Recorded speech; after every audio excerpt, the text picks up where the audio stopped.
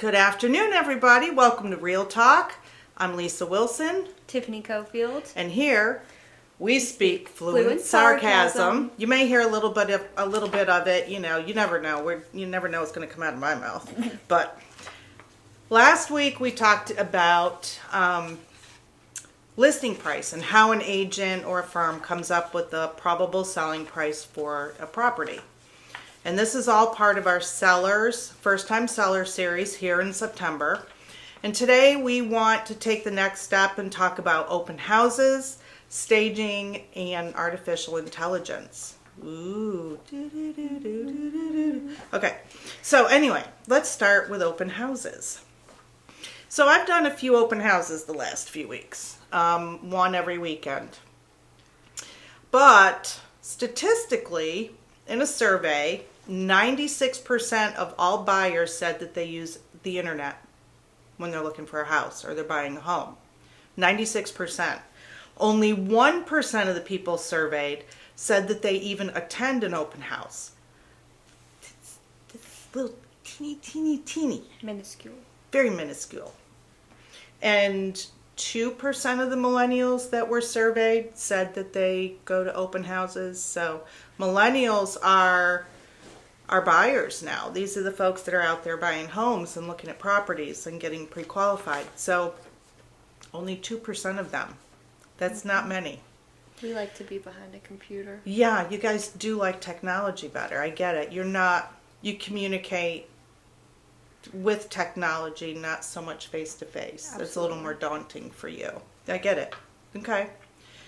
So what are the pros and cons of an open house? There are so many answers to this. I mean, there are lots of pros, there are lots of cons, and it's just you have to do whatever works for you. But an open house gives buyers a very low stress opportunity to walk through a home and also to check out a community subdivision area without any commitment. There's not a ton of pressure typically. Mm-hmm. For a seller, you, our first-time sellers, it does give you an opportunity to get feedback on your home. And you're going to hear all sorts of feedback, so be prepared for some really crazy crap, okay? Yeah. Yeah. But anyway, you get feedback, so you know if your house has been on the market for 30 days and you feel like it should have sold, maybe all the feedback is telling you that the lime green walls We've seen worse. Need to be painted, or the carpets are nasty and need to go, or whatever the case may be. At least you're getting feedback through these open houses. Mm-hmm. An open house can streamline the visibility of a listing. So you get a bunch of people coming through the house all at once instead of spreading that over, say you have 10 people at an open house versus 10 individual showings that would take an hour a piece. That's 10 hours you've got to be out of the house. That's 10 times you've got to straighten up and clean up and pack the kids and the dog and the cat and the hamster up. And it's just easier sometimes to have an open house. The cons of an open house? Attendees of an open house typically fall into two categories. It's your nosy neighbors who want to see what you got going on in your house and what kind of crap you got. The looky-loos. The looky-loos, that's right. Or buyers who are so excited because they have just started their home search and they're not in any way, shape, or form ready to buy yet, but they're just excited because we just decided last night over wine that we're going to buy a house. Yay! I don't know. I'm just going there. So anyway, it's an overly inflated excitement level for these folks. So for sellers, complete strangers are wandering through your house. These are the cons. You don't know these people coming through your house. And they're usually unaccompanied because one agent can only be with so many people at one time. And many agents don't want to be trailing behind people walking through a house. We want them to have some time to talk, really look at things. So you got all these strangers, unvetted individuals walking through your house. You have jewelry, firearms, cash, prescription medication, rare Beanie Baby collection, You got all sorts of crap in your house, and you've got strangers walking through it. So these are things you have to think about. I showed a house a week or a week and a half ago, and the family was doing their best to get things out of the house. Most of the personal things were gone, but in the corner in one bedroom, there was a box of paperwork. There were old bills and receipts. It wasn't a huge box. It wasn't any bigger than a sheet of paper. One of the pieces of paper standing up and clearly visible had the woman's social security number on it. It's a huge issue. So these are things to think about as a seller when you start talking open house. But no matter what your opinion is, the fact of the matter is open houses are more about the agent that's performing the open house, because they're going to be connected with potential buyer clients most of the times through this open house. The goal is to get a buyer for your house, for your seller, but at the end of the day, not many buyers walk into a house and say, oh, I've got to have this house, I just love it. It doesn't really happen that way except on HGTV, so turn it off. Oh, sorry. All right, so let's move on to staging. When you hear the term staging, what do you think about? What's the first thing that pops into your mind? I know I think about a vacant, empty house with nothing in it, and staging might help it look a little bit better. Maybe you think about someone putting pretty furniture and accessories in a house to draw attention away from flaws in the house. A good example of that might be a carpet. Mm-hmm. How many times have you lifted up an area carpet to see what's underneath it? Or what's not underneath it? What if I told you that staging can be done with existing furniture and frou-frous? You've got stuff at your house already. We can help you declutter, move pieces of furniture around to get a better flow.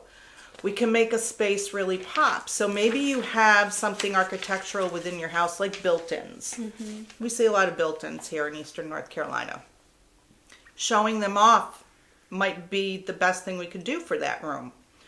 It can provide inspiration and create a visual aha for a potential buyer. Because they may not have thought about that themselves, and we may just put that little seed in there and just let it nurture. Staging is important because many buyers can't see beyond the obvious. A dining room isn't necessarily a dining room. Maybe you need a home office. So a set of double glass doors, or you have to see beyond what's right in front of you, and staging helps us do that. And a good realtor can help you decide what stays and what goes in your house before shooting the photos, because you only have one chance to make a first impression. So that's my spiel on staging. Woo, is it hot in here? So let's talk about AI, artificial intelligence. Ooh. Some people need it. It's not just for top secret government agencies anymore. Artificial intelligence is a way to take a blank canvas and create actual living spaces in multi-dimensional settings, okay? It's wonderful for a house that maybe needs updates. We did it with one of our listings recently, and it got really good feedback. Using artificial intelligence gave inspiration to the buyers because they really weren't sure what to do with the space. It allowed us to tweak things, to change colors and patterns, and it came out beautifully. AI is the wave of the future, so get on the bus. And we really do love using it. It's a lot of fun. And you can check those photos out on any of our social media sites, Facebook and Instagram and all that. And there's so many styles that you can choose from. There really are. There are some bad photos of AI out there too. Mm-hmm. You have a 3-dimensional with 2-dimensional plugged into it, or there's some hideous things. I've seen sofas halfway up a wall. Mm-hmm. Just crazy stuff out there. But used properly, AI is absolutely amazing. Yes. So no matter what your feeling is about open houses, staging, the fact of the matter is that if you maintain your home and it's neat and clean, not in a state of neglect or disrepair, it's going to sell faster than one that hasn't been cared for. It's just that simple. We know first-time sellers feel like this is a really, really daunting task. You know, tackling the sale of your home is not to be taken lightly. So make sure you choose the right real estate agent. It doesn't have to be all gloom and doom. It should be, you should have some fun with it. I'm not going to say it's stress-free because there's always some element of stress in there, and usually we create that ourselves. But we like to have fun with it. We like to include you in it unless you tell us, just do what you got to do and I'm going to leave you alone. Mm-hmm. And then the gloves are off. But we're here for you. If you're thinking of selling and you've never sold a house before, give us a call at 8669-OFF-ROAD. And if you're out on this fall-like weekend, don't forget, beep at the Jeep.